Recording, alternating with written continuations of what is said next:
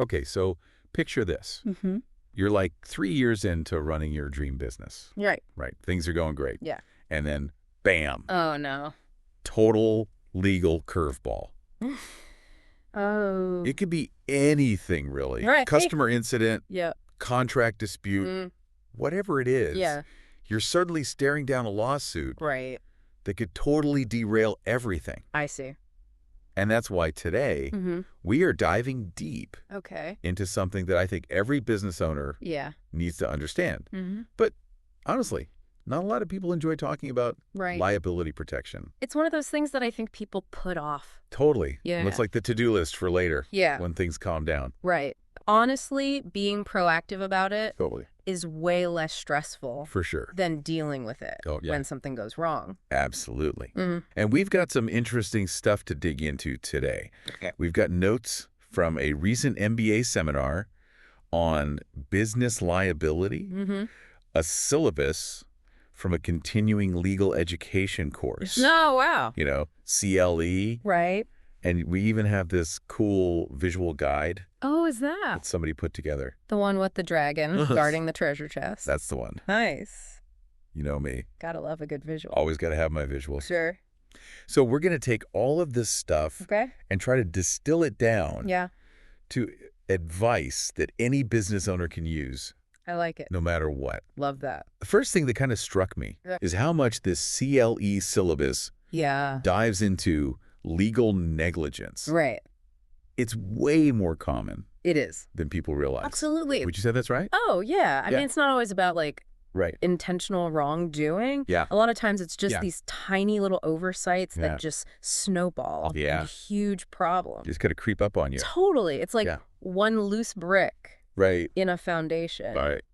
Might not seem like a big deal at first, Right. but give it time. Okay. It's going to compromise the whole structure. Oh, I like that. Yeah. That's a good analogy. Thanks. And the MBA notes, Yeah. they say the same thing. Okay. They really emphasize Mm-hmm. what they call avoiding preventable mistakes. Right. And they lay out 4 key strategies, Okay. which I kind of see as like Yeah. a preventative toolkit I like that. for any business, For sure. whether you're a huge corporation Mm-hmm.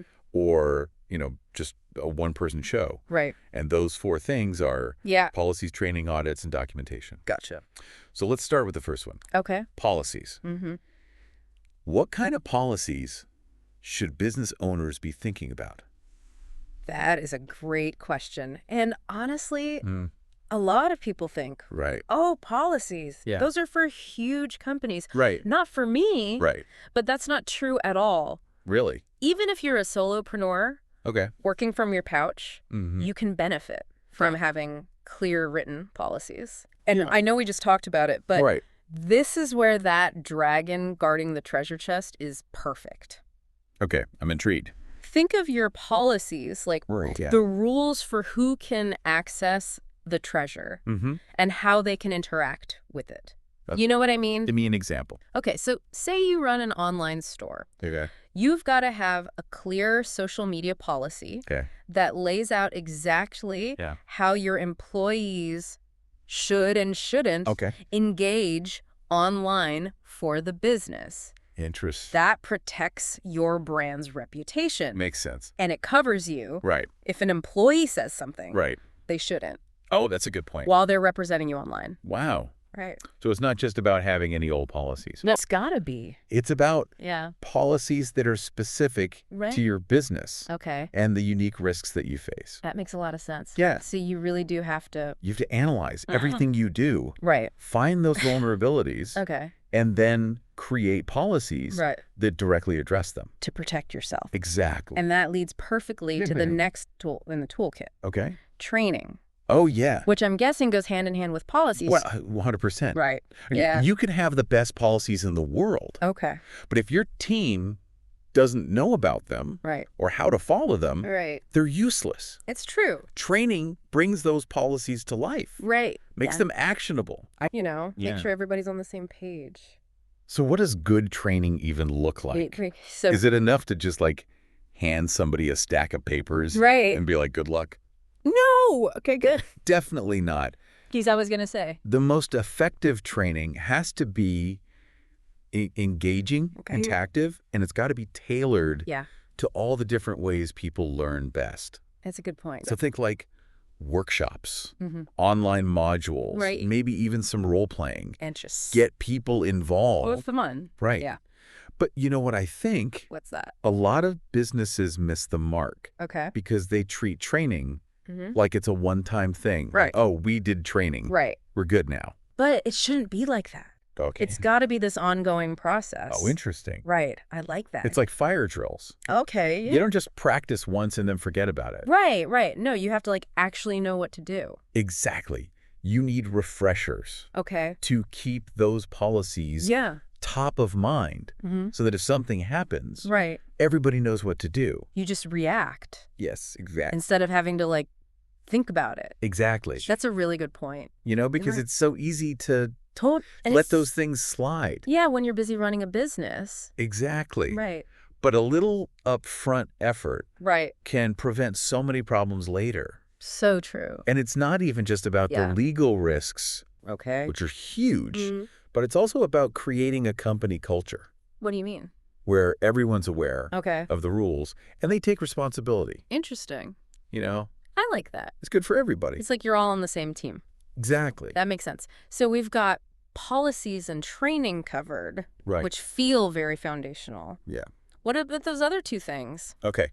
From the toolkit, Yeah. audits, and documentation. So those are like Yeah. making sure the foundation is solid Okay. and that it stays that way. Gotcha. Audits are like those Right. regular checkups you do Right. to make sure everything's running smoothly. So it's taking a step back Yeah. and looking at your operations, Exactly. policies, Mhm. procedure, all of it. Yeah. And you're not just looking for where you might be messing up. Right. It's also about Yeah. finding ways to improve. Oh, okay. Maybe a policy needs updating, Right. or a process is creating unnecessary risk. Oh, okay. An audit can help you fine-tune those things. So then documentation. Okay. That's where things get real. Right. Because it's one thing Yeah. to have these policies and trainings in place. Exactly. But it's another You got to be able to prove it. to prove it. And honestly, Yeah. that's where people drop the ball.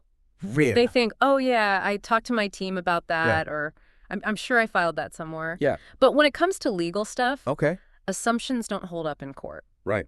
Documentation is your best friend. Wow, okay. Yeah. So we're talking Meticulous records right. of everything. everything. Training sessions, safety inspections, Wow. customer interactions. Even those quick little chats. Yes. Where you clarify something with an employee. Write it down Wow. because it shows that you've been proactive Right? about managing risk. Okay. And if you ever have to Yeah. prove that you're doing things right, Right. those records, Yeah. they're going to be a lifesaver. They're going to save you. They will. It seems so simple, I know, right? but it's so important. It's like Yeah. you wouldn't drive across the country Okay. without a map. Right. Documentation is like that map I like for that. your business. Mm-hmm. So we've got these 4 strategies. Right. Yeah. Policies, training audits, and documentation. Yep. Being proactive, being thorough, Mm-hmm.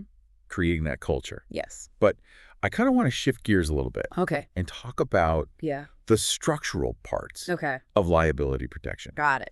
And I want to start with Okay. choosing the right business structure. Okay. The NBA notes Yeah. really emphasize this, It's huge. Yes. It's like, especially when it comes to protecting Yeah. your personal stuff yes. from business liability. It's so important. You got to make sure you have the right foundation Okay. for your house. Yeah. You want something sturdy Right, that can handle anything. right. So you're not Exactly. completely exposed. And just like with houses, there are different options. Great. Each one has Okay. its pros and cons. So the most common structures Okay. are LLCs Right. and corporations. Yeah. Right. Exactly. And they both offer They do. some level of separation They do. between your personal stuff Yeah. and your business liabilities. But the level of protection Right. and the paperwork involved Right. are different. Okay, so let's start with LLCs. Okay. What are the key things? Yeah. Someone should know about that. So LLC stands for Right. Limited Liability Company. Oh, hey. And it's super popular Mm-hmm. with small businesses, Yeah. startups, solopreneurs, that kind of thing. Why is that? Well, for one thing, Yeah. they're usually easier and cheaper to set up than corporations. Yes. But you still Yeah. get that separation Oh, right. between you and your Yeah. business. So if your business goes under, Yeah. your personal stuff is safe. Exactly. Okay. It's like a legal firewall. Okay. Now, I do have to say, Okay. it's not foolproof. Right. There are some situations, Oh. like if there's fraud It will- or illegal activities, Gotcha. where that separation might not hold up. Yeah. But for most businesses that are playing by the rules, Right. an LLC is great. Okay, so then when would a corporation be a better option? So corporations, they do come with more paperwork and regulations. Okay. And they can be more expensive. Mm-hmm. But they can be really good for businesses that are growing fast, or if you're looking for investors, or if you're in a higher risk industry. Okay, I'm sensing another deep dive moment coming on. Okay. What are the different types of corporations? So we've got two main types, Okay. C corporations and S corporations. And these impact liability. How? So understanding the difference is super important because they're taxed differently. Right. And they offer different levels of protection. Gotcha. So C corporations. C corporations are like their own separate person. Okay. In the eyes of the law. Interesting. They can own things, make contracts, Right. sue and be sued. Wow. All independently of their owners. It's like giving your business That's a great way to put it. a legal personality Right. of its own. And that's where the liability protection comes in. Yeah. Because in most cases, the shareholders' personal assets are protected from business debts and lawsuits. So even if the business goes bankrupt, Right. the shareholders are fine. Exactly. In most cases, yes. Okay. But just like with LLCs, Yeah. there are exceptions, Oh, like cool. fraud Right. or if personal guarantees were made. Gotcha. So if a C corp offers such strong protection, why would someone choose an S corp? Ah, that's where the taxes come in. Okay. C Corp are subject to double taxation. What is that? So the corporation itself pays taxes on its profits. Okay. And then when those profits are given to shareholders as dividends, those are taxed again. Oh, so they're taxed twice Exactly. on the same money. It's a double whammy. That sounds rough. It can be. Yeah. And that's where S Corp come in. Okay. They avoid that double taxation with an S Corp. Right. The profits and losses go directly to the shareholders. Okay. And they report it on their personal income taxes. So the corporation itself isn't paying taxes on the profits. Exactly. And like the income passes through the corporation. Okay. So choosing between the two is really a balancing act. It is. Between protection and taxes. Exactly. So you really need to talk to... You need to talk to a lawyer and an accountant to figure out which one is best for you. Exactly. Before we get too deep in the weeds here, I do want to make sure we talk about insurance. Okay. Because the MBA notes had a whole section on insurance. Yes, yeah. And they said it's like a... It's your safety net. Safety net. Yeah. That you hope you never need. Right. But you're really glad you have. Exactly. If you do need it. It's the ultimate risk management tool. And it's not even just about... And it's not even just about protecting your business. Right. It's about... It's about your own peace of mind. Right. Knowing that you've got that backup. Exactly. So before the break, we were talking about how business owners sometimes treat liability protection. Right. Like it's a one-time thing. Yeah, it's like a box you check and then you forget about it. Exactly. But businesses are constantly changing. That's true. So what worked a year ago might not work now. It's like those software updates. Exactly. You keep putting off. Right. And then you're vulnerable. Exactly. Because you haven't updated. So let's say you started your business a few years ago. You had a small team. Yeah. Things were simple. Right. You put some basic protections in place. Okay. That might have been fine then. Okay. But now your team is bigger. Right. Your products or services have expanded. Okay. You're operating in new places. Okay. Those old protections might not cut it anymore. That's true. You've outgrown them. So you're saying it's not enough to just do the bare minimum. Exactly. And check the boxes. It's got to be an ongoing thing. Okay. You got to revisit your policies and procedures. Regularly. Yes. To make sure they still make sense. And that's where audits and documentation come in. Okay. Right. Those are key. So audits help you. Audits help you find the gaps. Right. Where things aren't quite right.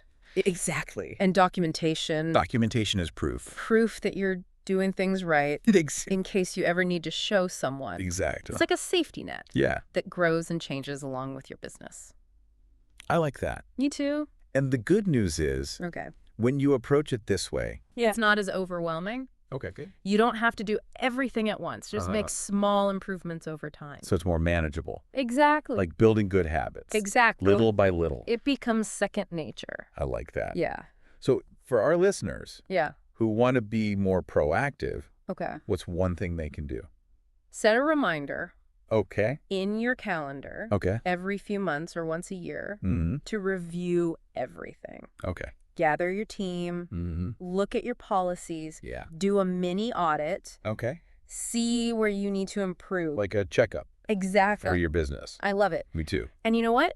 What's that? You might even find ways to make your business run better. Oh, interesting. While you're doing it. So it's a win-win. Exactly. You're managing risk. Yeah. And improving your business at the same time. It's all about building a strong foundation. So true. One that can support you as you grow. This has been so helpful. I'm glad to hear that. I feel like our listeners are walking away with a lot to think about. For sure. And hopefully they're ready to step up. It's so important. Their liability protection game. It is. For sure. Remember, building a liability-proof business, it's a marathon. Not a sprint. Exactly. So you got to pace yourself. You got to be proactive. Right. And don't be afraid to ask for help. Ask the expert. Exactly.